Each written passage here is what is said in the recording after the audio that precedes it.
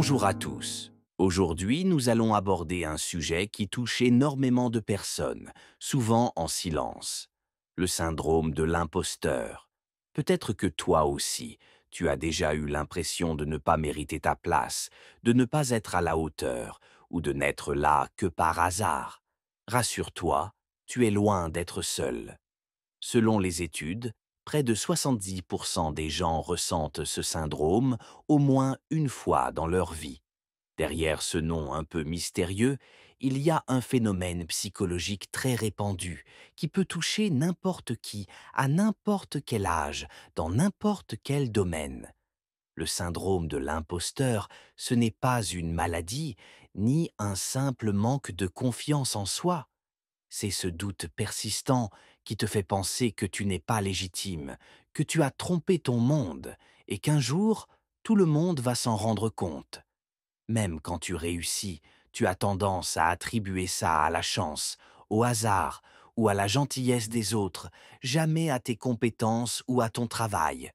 Ce sentiment naît souvent de croyances limitantes, ancrées dès l'enfance. Le besoin d'être parfait, la peur de décevoir, ou encore l'habitude de se comparer aux autres. La société, la famille, l'école, les réseaux sociaux, tout cela peut renforcer l'idée qu'on n'est jamais assez bien, jamais assez compétent. Et ce n'est pas réservé à un genre ou à une catégorie sociale. Hommes, femmes, autodidactes, diplômés, artistes, entrepreneurs, parents, tout le monde peut être concerné. Si tu te reconnais dans des phrases comme «J'ai eu de la chance, c'est tout» ou «Tout le monde peut le faire, ce n'est pas si exceptionnel» ou encore «Je ne mérite pas ce poste, je ne suis pas assez compétent» ou même «Un jour, ils vont se rendre compte que je ne suis pas à la hauteur». Alors tu sais exactement de quoi je parle. Le syndrome de l'imposteur s'accompagne souvent d'une peur d'être démasqué, d'un perfectionnisme excessif, d'une tendance à minimiser ses succès et à surestimer les autres. Il peut même pousser à l'autosabotage, à l'anxiété, voire à l'épuisement. Mais pourquoi c'est si courant? Les transitions de vie, comme un nouveau job, une promotion, un changement de voix ou une prise de parole en public, sont des moments où le syndrome de l'imposteur se manifeste souvent. Les autodidactes, par exemple, ressentent parfois un manque de légitimité parce qu'ils n'ont pas de diplôme pour prouver leur valeur. Mais même les plus grands, les plus célèbres, en parlent ouvertement. Lena Situations, Tom Hanks, Michelle Obama, tous ont déjà ressenti ce doute intérieur. Heureusement, il existe des méthodes concrètes pour apprivoiser ce sentiment et renforcer la confiance en soi.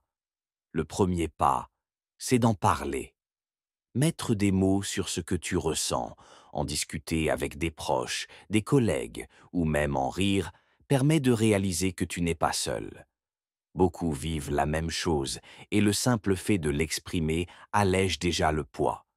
Prends aussi le temps de questionner ton discours intérieur. Quelles sont les petites phrases qui tournent en boucle dans ta tête?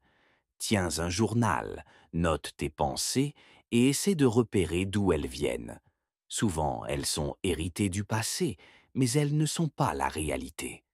Quand on te félicite, résiste à l'envie de minimiser ou de détourner le compliment. Dis simplement merci. Prends le temps de dresser la liste de tes réussites, même les plus petites. C'est factuel, ce n'est pas de la prétention. Relis cette liste quand le doute revient. L'échec fait partie du parcours. Même les meilleurs font des erreurs, et c'est normal. Plutôt que de te comparer aux autres, inspire-toi de leur parcours. Mais rappelle-toi que chacun avance à son rythme, avec ses propres défis. Cherche le soutien de personnes positives qui voient tes forces et t'encouragent. Les mentors, les amis, les collègues bienveillants peuvent t'aider à prendre du recul et à voir tes qualités. Sois indulgent avec toi-même. Personne n'est parfait et tu as le droit d'apprendre, de douter, de progresser. L'autocompassion, c'est accepter ses failles sans se juger et avancer malgré tout. Et n'oubliez pas cette vérité fondamentale. Le syndrome de l'imposteur ne disparaît jamais totalement, mais il peut devenir un moteur, un signal qu'on sort de sa zone de confort, qu'on grandit. Ce qui compte, c'est de ne pas le laisser t'empêcher d'avancer. Tu as ta place, tu as des compétences et tu as le droit d'être fier de ton parcours. Alors, la prochaine fois que le doute s'invite, rappelle-toi, tu n'es pas un imposteur, tu es simplement humain. Merci d'avoir écouté. Et vous, quelles sont vos expériences avec le syndrome de l'imposteur? Comment l'avez-vous ressenti et qu'est-ce qui vous a aidé à avancer? Partagez-les en commentaire. Je suis impatient de les découvrir.